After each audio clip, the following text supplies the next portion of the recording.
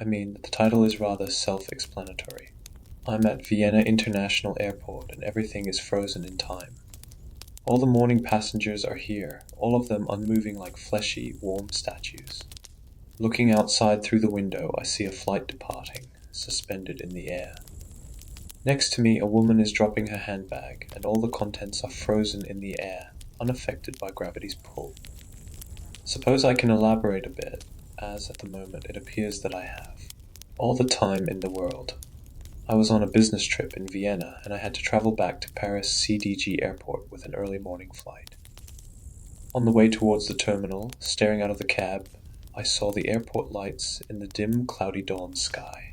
Some of the departing planes were awfully slow, almost like they were not moving at all.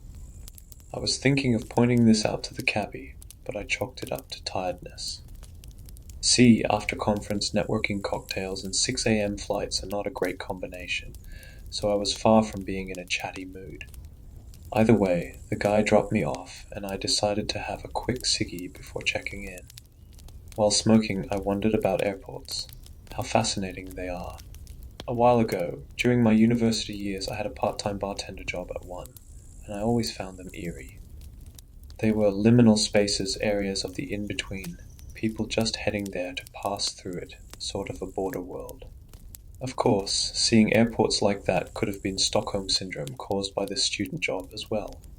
After all, I needed some sense of wonder to tolerate 5 a.m. shifts, and now many years later, here I am at 5 a.m. again, but this time as one of the travelers, a wandering soul lost in the liminal landscape.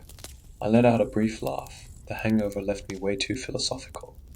Yet, the eerie feeling I had turned out to be more of a premonition rather than a hungover inner monologue ramble.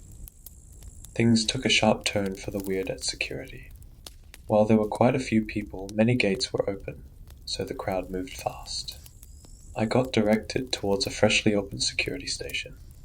It was surrounded by tired-looking officers, one instructing me to put my laptops and fluid containers on separate trays, the other two standing behind the metal detector gate, waving me through, and a third one slightly peculiar. He was sitting behind the monitor of the X-ray machine you put your bags through, wearing huge aviators, basically covering half his face. Well, I figured you gotta make a fashion statement somehow, even if you're obligated to wear a uniform. Anyways, I was about to walk through the gate, the metal detector, the symbolic border between the mundane and the liminal. But the very moment I stepped through it, complete silence engulfed everything. I reflectively touched my ear, thinking my earbuds somehow turned on noise cancelling, when I realized that they were in the tray, which slowly rolled down on the pickup area. And that was the only thing moving. Everything else stopped, like someone hitting a pause button. Odd, I figured. I slowly walked back through the gate, but nothing changed. Everything around me stood still. The security guy's hand frozen in a bored wave, a man putting his belt back on unmoving next to me, a family in the other queue, stuck in mid-argument, their small kid, her face trapped in a mid-crying expression, but no sound leaving her mouth. Wish I could do this to kids once the plane took off. Nevertheless, temporal anomalies be damned, I did not want to miss my plane, so I grabbed my stuff from the tray. Yet as I was putting my laptop back into my bag, I saw one thing, well, the absence of it. The security guy with the sunglasses was nowhere to be found. This whole thing did not look like something that respects airport security standards. Walking towards my gate, D24, in the dead silence was certainly an experience. I moved through crowds in suspended animation, or I sure as hell I hope it was that. It would be rather awkward to be at an airport full of dead people. Still, it had a certain beauty. Upon arriving to D24, an unusual sight welcomed me. The monitors showed that boarding was open, and indeed the doors were ajar, but the flight destination, instead of Paris CDG, just looked like a jumbled mess of characters. Now, while my app said that this was the correct gate, I did not want to end up at the wrong location, so I decided on not boarding for now, waiting it out instead, hoping that a staff member or an announcement will clear up the confusion soon. I was a bit hungry, and the nearby bar seemed albeit overpriced, but fairly attractive. I walked over, crisscrossing the statue-like crowds. I grabbed a sandwich, and as the staff was unavailable on account of being frozen in time, I decided to walk behind the till to the coffee machine and help myself to some drinks. For a moment I entertained the thought of making myself a nice flat white, but I figured that if time restarts and I am standing in a restricted area steaming milk, I may get some angry looks. So I opted for an espresso instead. The tiny cup was halfway through when I heard something familiar, the breaking news announcement of Euronews on a nearby TV screen. Well, something apart from me was unaffected by this time fuckery, so I quickly grabbed my coffee and my sandwich. The total was €12.30, so I put a tenner on the counter and figured they can keep the change. Indeed, at the back of the bar there was a TV broadcasting the morning news, oblivious to the frozen world around it. Chief investigator of the crash of Air France flight, I have hidden the flight ID just in case. At Vienna, Schwechat Intel. Airport this morning states that at this time, the exact cause of the accident cannot be determined. While the number of confirmed casualties just passed 80, the search for survivors continues. According to witness testimonies, the aircraft overran the runway during takeoff and crashed into the industrial area of Schwadorf, a settlement near the airport. Authorities have asked the public to forward any information, including recordings of the events, to the authorities. Rather macabre, watching these news at an airport, I was thinking. When it hit me like a freight train, or like a crashing plane, the flight they were talking about was the one I was supposed to board. Now, while I was trying to cut down on my smoking, this news warranted another cigarette. The airport has a nice smoking area looking at the runway where a flight was taking off, except it wasn't, as it was just floating silently in a surreal manner. Some sight for a smoke, yet, as I was clicking my lighter, I noticed something weird. Well, something that should have not been weird, but in this specific scenario it was rather unusual. A few airport technician-looking guys, in high-visibility vests, cargo pants, and despite the cloudy early morning, dark aviator sunglasses were walking around. Actually walking, while the world around them was dead still. I'm back now at the restaurant, typing this down on my laptop. Now I know that my demeanor may feel like I'm not taking the situation seriously enough, but trust me, this is my defense mechanism when I'm positively shitting myself, which is pretty much the case now. I'm not stupid. I saw the news of my crashed plane, and I can connect the dots.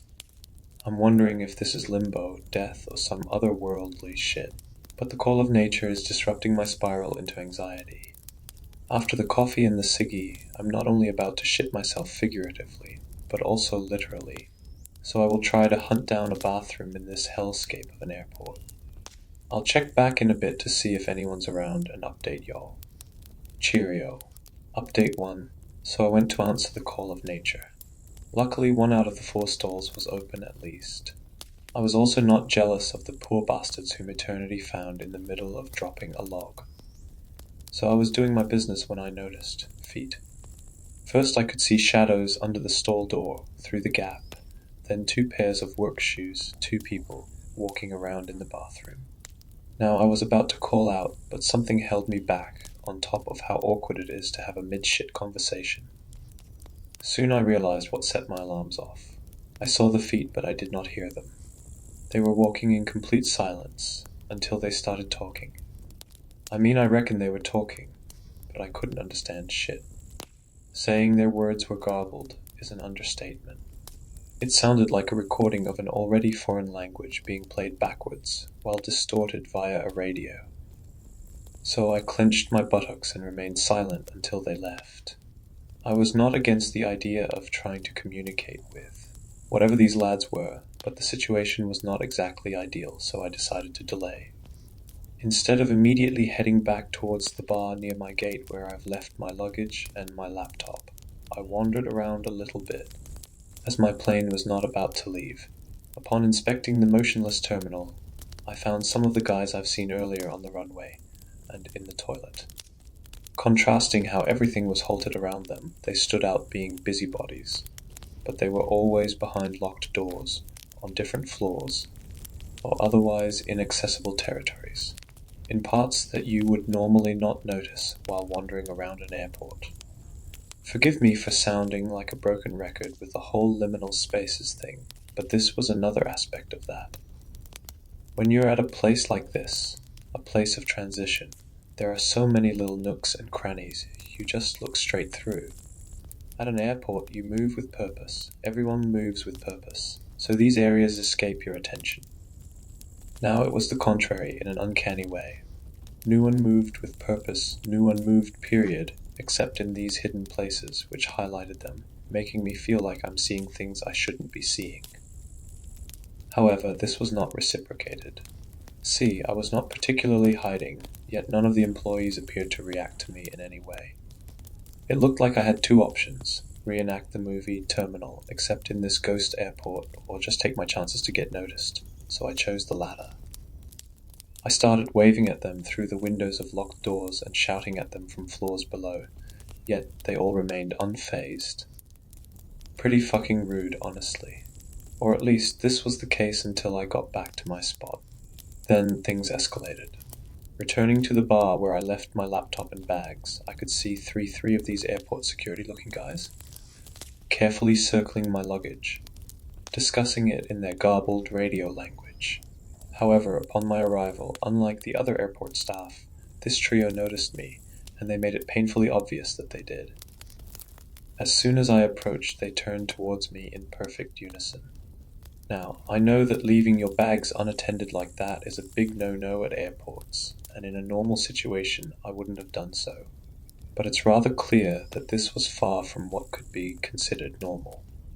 I hoped that they would agree, so I apologetically explained to them that I was just heading to the pisser for a little bit. My excuse did not seem to convince them. The two dudes on the side kept staring at me through their oversized sunglasses, unmoving, while the third one began to walk towards me with seemingly malicious intent. I attempted to defuse the situation diplomatically, but seeing how he steadily moved his hand towards a black taser-looking device holstered on his belt, I concluded that my charisma will not save me today. So I resorted to the next best alternative: violence. I know full well that my following reaction was not irrational. Well-adjusted one assaulting airport staff is a fine way to get banned from flying for life after all, but let me explain. See, in my late teenage years I had a short stint as an employee at a shoddy nightclub.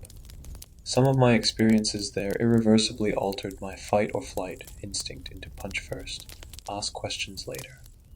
And believe me, I felt threatened enough to have my reflexes take over. So anyways, I swung at the bastard. Admittedly, I am not in my best shape, definitely not after last night, so I was somewhat surprised seeing him collapse like a sack of flour as soon as my knuckles connected to his face, sending his earpiece, cap, and glasses flying. I was somewhat even more surprised seeing the other two guards immediately dematerialize in the same moment. Just gone in a blink. I began to suspect that these guys were not your usual bored, underpaid, caffeine-addicted airport staff, but something more sinister. Soon enough, my suspicion became certainty. The less lucky one of these entities I whacked laid in front of me, face down. To see the damage I may have caused, and to check his pulse just in case, I grabbed his shoulders and turned him on his back so he faced towards me. Now, remember I said these guys looked like normal airport employees? Well, there was a little bit of a difference. The guy had like a million eyes. The face, previously covered by the dark tinted lenses, which now lay shattered on the floor, stared at me with countless pupils. Small ones, big ones, just dotted all over the sockets, in a way that should not be possible. Not entirely unlike a spider, but way more crowded. In fact, there were simply too many of them. They should have not fit the space normally only occupied by two eyes, yet there they were kind of like a Mandelbrot fractal. They appeared to be almost infinite, and frankly, fairly hypnotic. But I had to snap out of it. For the lack of anything better to do, I figured I'd sit down and type this update. I have mixed feelings about the situation. On the one hand, I'm somewhat relieved that I didn't ruin the day of some poor bastard at the airport, and parallelly, didn't ruin my chances of me flying ever again. But in the meantime, I'm a tad perplexed by what could be the consequences for KOing a timeless, slightly eldritch entity. On top of that, I can't really get those eyes out of my mind, and not in a romantic way. See, no pun intended, I honestly don't know for how long I was staring into them, but once I was out of it, I felt like I remembered something. I'm not too sure what yet, but I think I'll take another smoke break to try and figure it out. Here's hoping that my pal won't go anywhere. I'll get back to y'all soon. Update 2.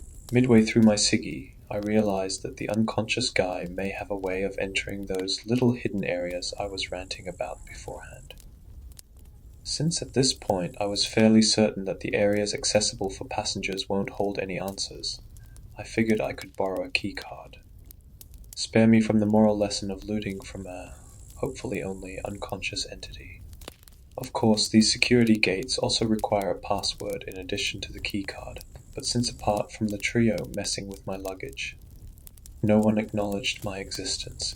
It was not particularly difficult to follow one of these mysterious walkers towards an off-limits area and peek at the 4 digits password over their shoulders. The key code was, I shit you not, 4444. Airport security, my ass.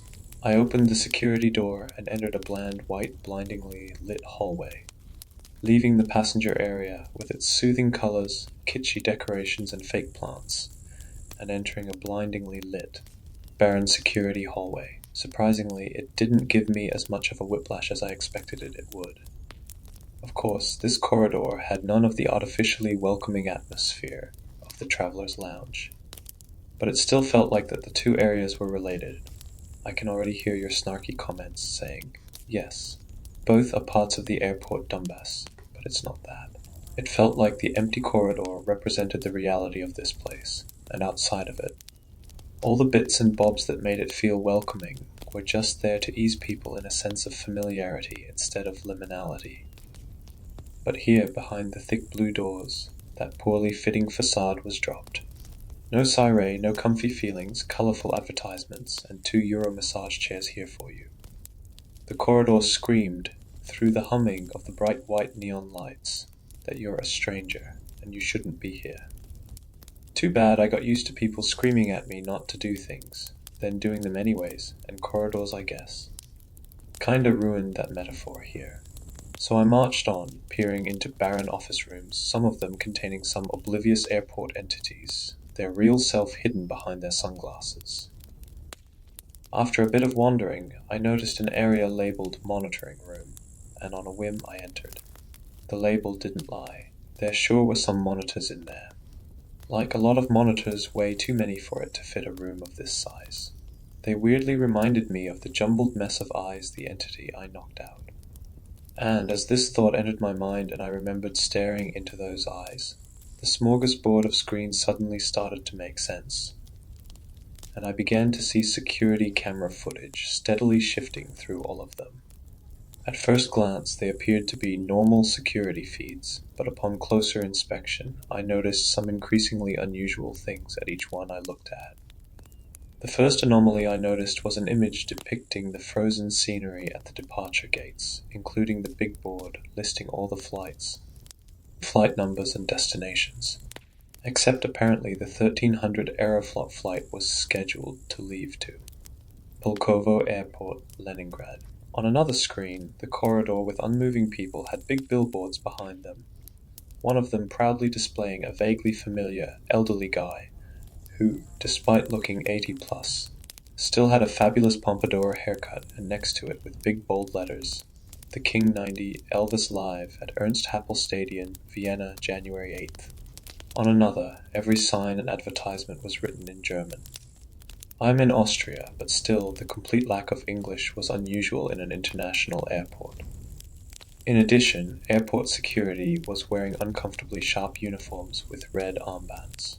As I looked closer in a corner of the screen, I had to do a double take, as a sizable portrait of a certain mustached failed artist and piece of shit was there on full display.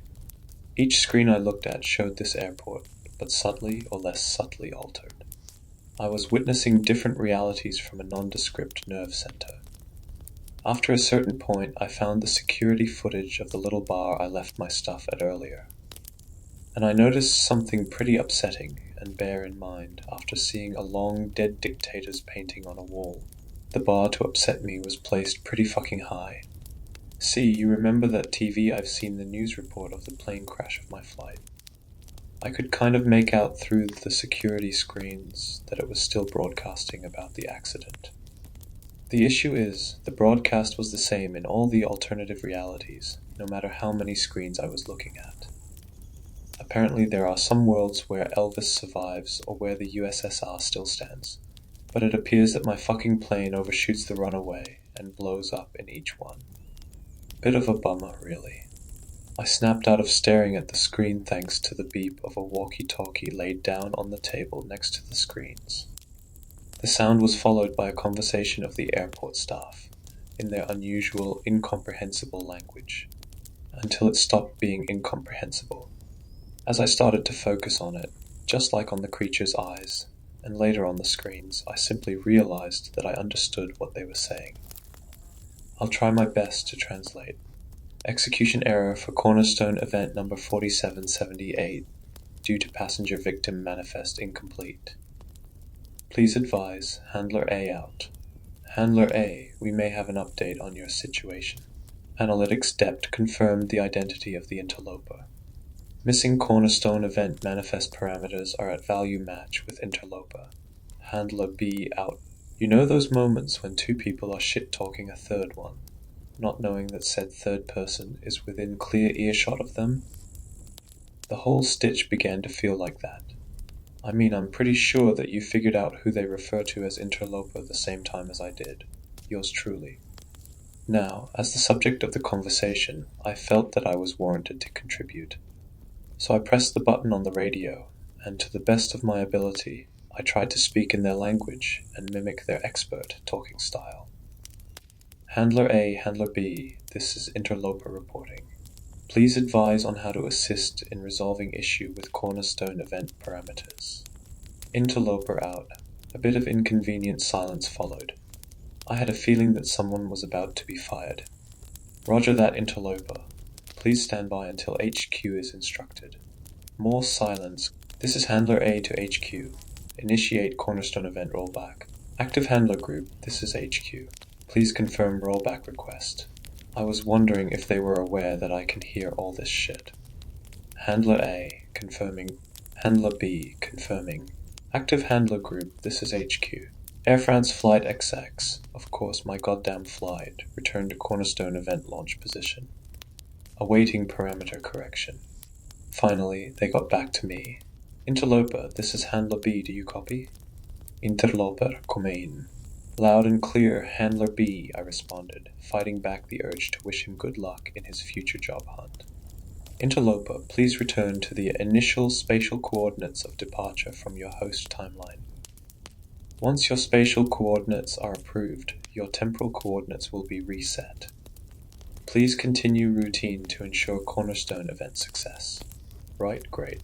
So I go back to the security gate where this whole mess started. My good friend Handler B resets time. I board my flight, then crash and die.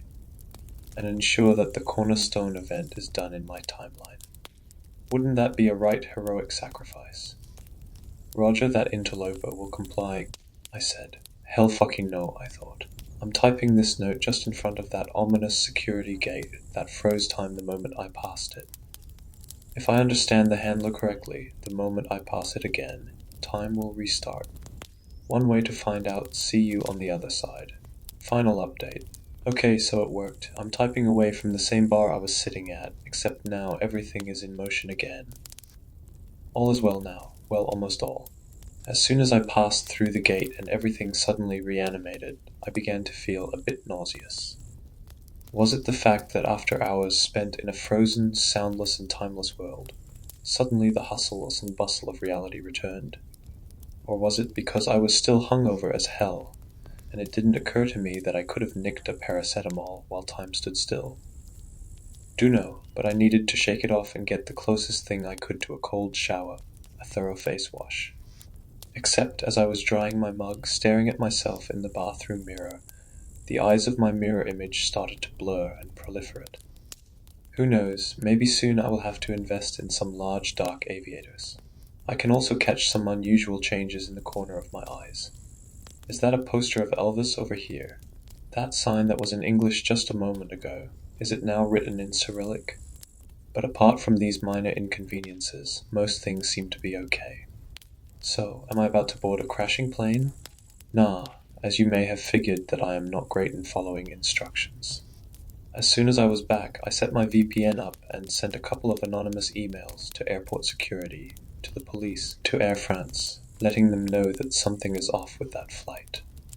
I see that it is delayed now, and they are replacing the craft, citing technical issues. If I'm actually losing it, and imagined the whole thing, I probably ruined the day of my fellow travelers. But if not, then I just helped those poor bastards to live to see another day. But about the implications of me doing that, well, so all sunshine and rainbows right, I ought to pat myself on the back. I fucked around with beings beyond time and prevented a major accident. Yay, normally I would, but there are some subtle things going on that overshadow my urge to celebrate. See, the eerie sunglasses wearing part of the crew is still around, and they definitely look a bit more agitated than before. And while I couldn't really catch all their conversations, here and there I hear some jumbled radio fragments I still understand. They mention a certain cornerstone correction protocol and enhanced intensity events in close proximity. Now, what does that mean in practice? Hell if I know, and I know I'm being pretty vague here, it sounds like shit is about to go down. Well, either way, they're calling my flight. Suppose it is time for me to leave this godforsaken airport